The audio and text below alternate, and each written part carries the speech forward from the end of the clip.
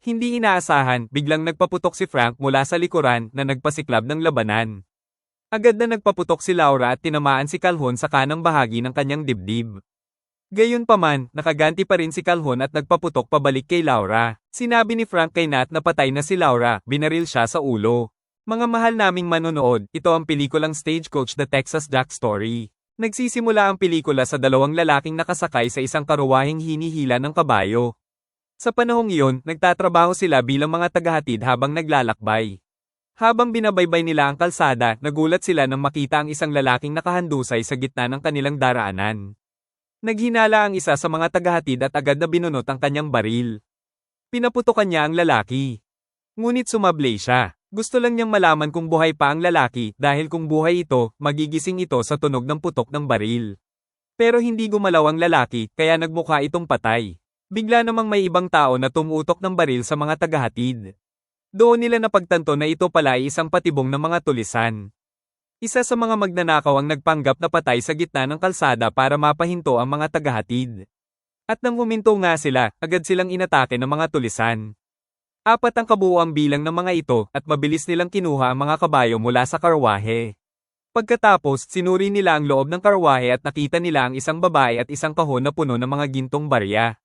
Nagkamali ang isa sa mga tulisan ng aksidenteng matanggal ang kanyang maskara kaya nakita ng babae ang kanyang mukha.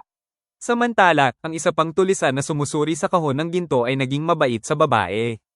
Matapos makuha ang kahon ng ginto, agad na tumakas ang mga tulisan sakay ng kanilang mga kabayo. Sa sandaling iyon, sinubukang barilin ng tagahatid ang isang tulisan, ngunit may hawak itong parehong baril at rifle. Nabigo ang pagtatangka ng tagahatid at sa huli ay nabaril siya sa kanyang kaliwang mata. Pagkalipas ng ilang taon, nakita ang tagahatid kasama ang isang magsasakang nagngangalang Nat na isa pala sa mga tulisan na bumaril sa kanya. Isang araw, bumisita kay Nat ang isang opisyal ng bangko at ang kaibigan nitong si Hank. Sinabi ni Hank kay Nat na kung hindi niya mababayaran ang kanyang utang na lampas na sa 3 buwan, kukunin ng bangko ang kanyang bahay. At binigyan si Nat ng palugit hanggang sa susunod na buwan para mabayaran ang kanyang utang.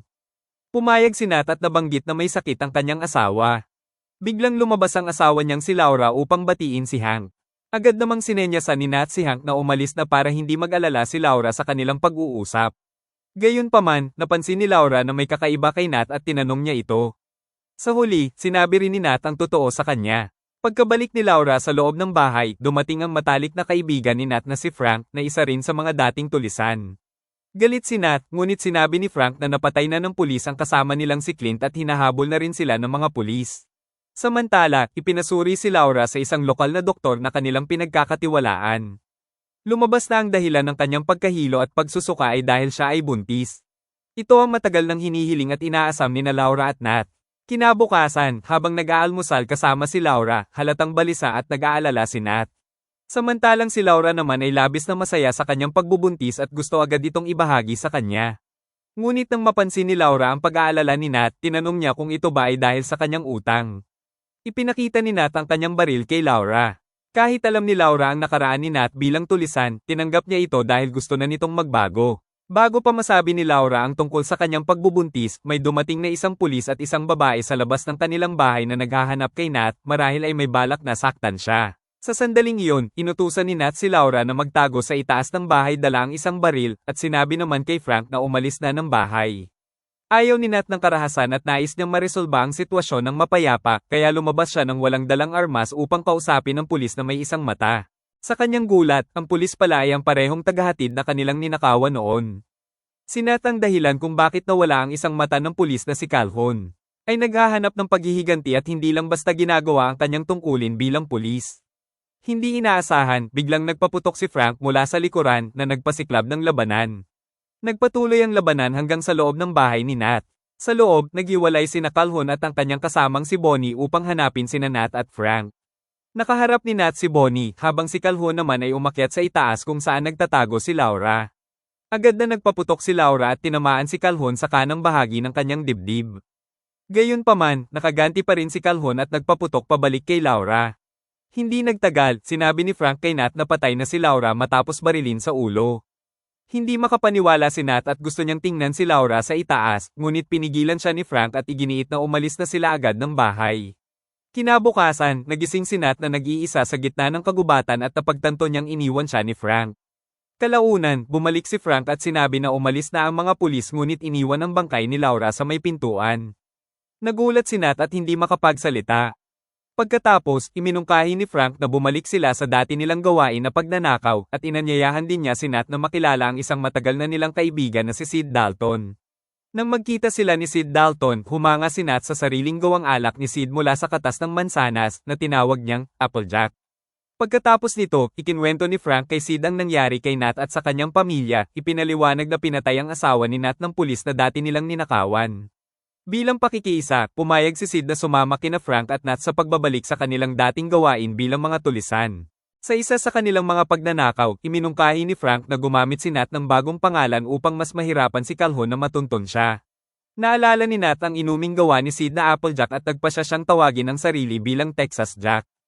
Dito nagsimula ang kwento ni Texas Jack. Pagkalipas ng maraming taon ng pagnanakaw, si Nat ay patuloy pa rin. Patuloy pa ring nangungulila si Nat sa kanyang asawang si Laura. Isang araw, sa wakas ay nakita ni Sid Dalton ang litrato ni Nat at Laura. Sinabi ni Sid na napakaganda ng asawa ni Nat. Samantala, sa isang bar, nakita si Frank na nagsusugal. Sa kasamaang palad, hindi maganda ang takbo ng araw para sa kanya dahil dumating sina Kelvin at Bonnie. Sa pagkakataong iyon, nagpasya si Kelvin na paglaruan si Frank at pinahulaan kung sino talaga siya. Nahulaan ni Frank na si Calhoun ang pumatay sa kaibigan nilang si Clint. Nais sana niyang tumakas, ngunit napagtanto niyang napapalibutan na siya kaya gumawa siya ng alok. Sinabi niya kay Kelvin na matutulungan niyang gawing wanted sa 4 na bansa si Texas Jack na kilala rin bilang Nat. Kapag napatay ni Kelvin si Texas Jack, makakakuha ito ng malaking gantimpala. Nangako rin si Frank na sasabihin niya kung nasaan si Texas Jack ngunit gusto niya ng 20% ng gantimpala. Pumayag si Kelvin. Matapos ang pakikipagkita kay Calhoun, nagawa ni na Frank at Texas Jack na makapangnakaw muli. Ngunit nagdulot ng problema si Frank nang patayin niya ang isa sa mga karwahe. Lubos itong ikinagalit ni Texas Jack dahil alam niyang ang pagpatay ng tao ay magtutulak sa mga pulis sa Amerika na mas lalo silang tugisin at maaari rin silang mapatay.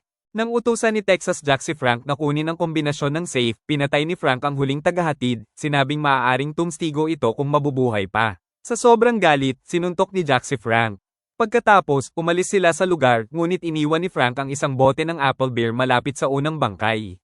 Kalaunan, habang hinihintay ni na Jack at Sid Dalton ang pagbabalik ni Frank, napadpad sila sa dating bahay ni Nat. Ngunit hindi na bumalik si Frank kaya nagpasya si Sid Dalton na pumunta muna sa bayan upang bumili ng mga kailangan habang naghihintay sila. Habang nasa bayan, nagulat si Sid Dalton nang makita ang isang babaeng kamukha mismo ng asawa ni Jack. Yumaong asawa. Tinanong niya ang pangalan ng babae at lumabas na totoo Laura ang kanyang pangalan. Agad na bumalik si Sid kay Jack at tinanong kung nakabalik na si Frank ngunit nawawala pa rin ito.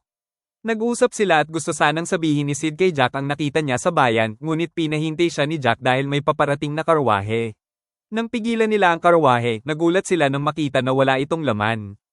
Hindi nagtagal, lumitaw si Calhoun at ibinunyag na naglatag siya ng patibong para kina Jack at Sid gamit ang impormasyong nakuha niya kay Frank. Agad na sumiklab ang labanan at nabaril si Jack sa tiyan. Maya-maya, nilapitan ni Sid si Jack at sinabi ang tungkol sa nakita niyang si Laura kanina. Noong una, hindi naniwala si Jack ngunit iginiit ni Sid na dapat niya itong puntahan. Samantala, nagpasya si Sid na sumuko matapos ang labanan. Nagising si Jack sa kanyang dating bahay at nagulat nang malaman na buhay pa si Laura at pinalaki nito ang kanilang anak. Ikinwento ni Jack kay Laura ang sinabi ni Frank 6 na taon na ang nakalipas na siya raw ay nabaril sa ulo. Dahil sa kasinungalingang iyon, labis na nasaktan si Jack at bumalik sa dati niyang buhay bilang tulisan. Samantala, malubhang binugbog ni Bonnie si Sid, ngunit inutusan ni Calhoun ang isang doktor na panatilihing buhay si Sid. Hindi nagtagal, dumating si Frank at nagalit nang makita si Calhoun na pinahihirapan si Sid. Ngunit kalaunan, binaril at napatay si Frank ni Bonnie sa utos ni Calhoun. Nang pumunta si Laura upang bumili ng benda para kay Jack, nalaman niyang naroon pa rin si Calhoun sa klinika ng doktor kung saan sila madalas pumunta. Agad na dinakip si Laura at ginawang bihag. Hindi nagtagal, pumunta si Calhoun kay Jack at sinabi na bihag niya si Laura sa bahay ng doktor. Nang dumating si Jack sa bahay ng doktor, nabigla siya nang makita si Laura na nasa panganib. Para lalong sumama ang sitwasyon, si Sid Dalton ay malapit ng bitayin ni Calhoun. Doon, inutusan ni Calhoun si Jack na ibaba ang kanyang baril at bigla niya itong binaril sa binti. Mabilis na nagkubli si Jack habang sinipa ni Calhoun ang paa ni Sid Dalton na siyang naging dahilan para ito ay tuluyang mabitin. Sa kabutihang palad, dumating si Hank at tinulungan si Jack at ibinunyag na hindi tunay na pulis si Calhoun. Pagkarinig nito, agad na kinuha ni Jack ang kanyang sandata at sa husay niya ay nabaril niya ang lubad na kinabitan kay Sid Dalton, kaya nailigtas niya ito. Sa gitna ng labanan, may hawak na mahabang rifle si Hank habang si Jack naman ay may pistola. Binanggit ni Jack na matagal na niyang alam na hindi tunay na pulis si Calhoun. Samantala, ginamit ni Sid Dalton ang kaguluhan upang makalapit kay Jack at hiniram ang isa sa kanyang mga pistola upang makatulong sa pakikipaglaban. Hindi nagtagal, nakipag-usap si Jack kay Calhoun na patuloy na ginagawang bihag si Laura. Sinabi ni Calhoun kay Jack na lumabas siya ng walang dalang baril kung nais niyang palayain si Laura. Pagkarinig nito, pumayag si Jack at pinalaya si Laura. Ngunit muntik na siyang barilin ni Calhoun. Gayunpaman, naging mabilis si Jack at nagawa niyang barilin si Calhoun sa dibdib. Hindi nagtagal, dumating ang mga pulis na katutubong Amerikano at inaresto si Calhoun na nagpapanggap lamang na pulis at nagtatago ng mga bangkay sa isang bagon ng tren. Makalipas ang isang linggo, pauwi sina Jack at ang kanyang pamilya mula sa simbahan nang bisitahin sila ni Sid Dalton. Doon, sinabi ni Jack kay Sid na mayroon na siyang bagong trabaho bilang sheriff sa lungsod. Natuwa si Sid sa balitang ito at inimbitahan siya ni Jack at Laura na maghapunan. Dito nagtatapos ang ating movie recap ngayong araw. Sana ay nagustuhan ninyo ang pelikula at may napulot kayong aral o saya mula sa kwento. Ibahagi ang inyong mga saloobin sa comments at huwag kalimutang sumali sa ating pamilya. Pindutin ang subscribe button at i-click ang bell icon. Maraming salamat po sa panonood.